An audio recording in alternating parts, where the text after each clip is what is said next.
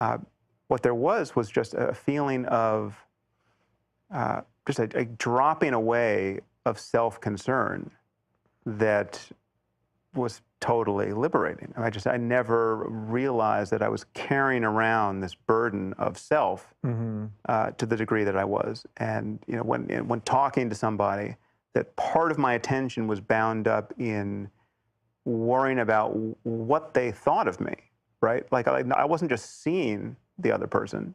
I was sort of triangulating on myself through their eyes, and if I said something that seemed, or I was like looking at their face, seeing the reaction that I was getting, and a good one meant something, and a bad one meant something. All this was being played back into me and modifying how I felt about myself, and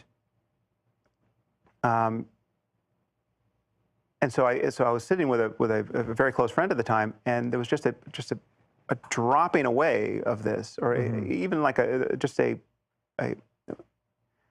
I think we didn't even notice it drop away at the moment, but just kind of retrospectively realizing, oh my God, this thing is gone, right? This monster of me, which has been behind my face for every moment that I can remember in my life, is gone, and I am just free to realize that I love and wish nothing but happiness to the person who I'm sitting with. Yeah.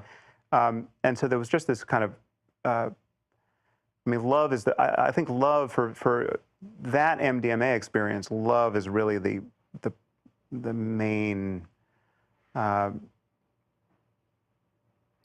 epiphany. It just that there's love is a state of being which entails just being deeply committed to the happiness of other beings, whether you know them or not. I mean, the epiphany that really anchored it for me, where I realized that something unusual had happened to my mind, is I'm sitting with, again, at the time, one of my best friends, and realizing how much I love this guy. And we're both teenage, heterosexual men who hadn't really thought in terms of loving our male friends at that point. And I don't think I'd ever hugged a male friend at that point in my life, right?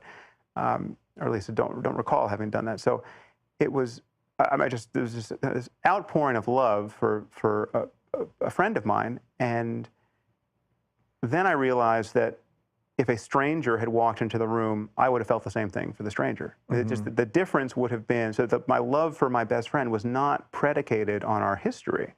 It was, he hadn't earned it in any way, and he need not earn it, and no one need earn it, right? Maybe what it was it was the nature of my mind and the summation of my intentions toward every conscious creature that can suffer or be made happy, right? So it just became this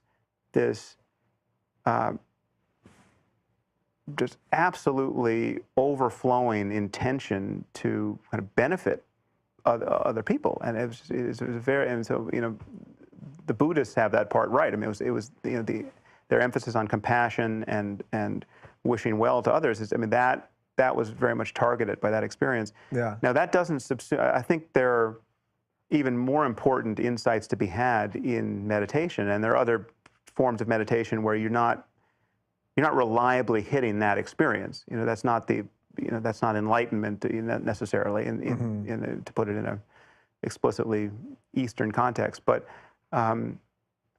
it proved to me that it was possible to have a radically different experience than I was tending to have, and and it also was kind of obvious that taking drugs over and over again was not the way to actualize that experience. It's just right.